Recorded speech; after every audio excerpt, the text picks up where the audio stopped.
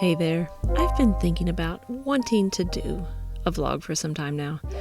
Maybe I could take you along with me on my busy day-to-day as an artist, or pack some orders, or show you the paintings I've been working on. Maybe I could do those things, but I can't because I haven't.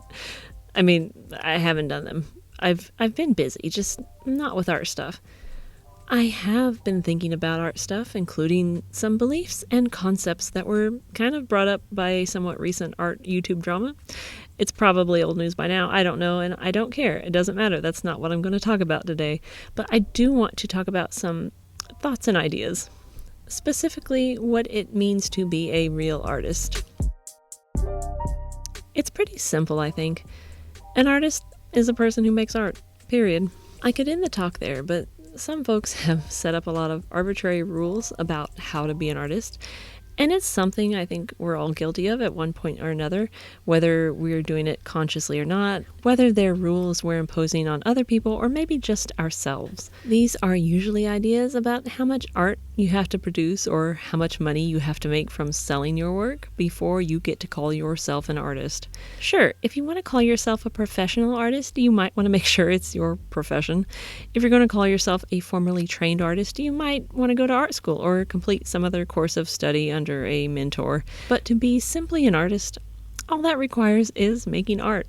However much, however little, whatever style you want, sharing it or not sharing it as you see fit.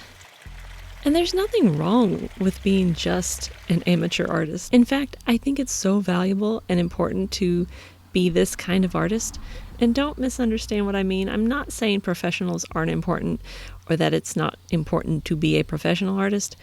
It's great if you can make a living from your art, if you want to. But I know it's so easy to put a disproportionate amount of value on making art for money. I've done it myself. But let's not forget that creating is essential for everyone, not just those who aspire to be professionals. If you only make art sometimes, you still have every right to call yourself an artist. Maybe you're not a prolific artist, maybe you're not a professional artist, but you can always be an artist. Okay, back to me now, which is the other reason I've been thinking about this topic. Yeah, I've sold art. I've goofed around with online shops. I have this channel here, which still makes pennies a day. Not a complaint, just being transparent. But I'm not trying very hard to make a living from this. If it happened, that'd be okay. But my personal interest in art right now is really more about just enjoying it. I mean, when I actually do it.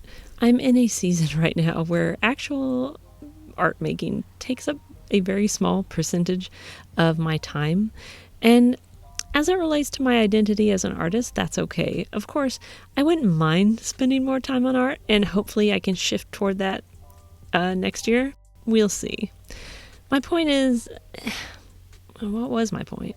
Oh, I don't have much to share right now in a vlog, but I'm still an artist, and you're still an artist, even if you feel like there's something you should be doing right now that you're not. You don't have to feel guilty for taking a break. I mean, unless somebody actually is paying you for something that you're not delivering, then yeah, you should probably feel a little guilty. But seriously, taking a break every now and then, at least, is a really necessary part of keeping yourself creative. And if you take even more breaks, that's okay too. You can start creating at any time.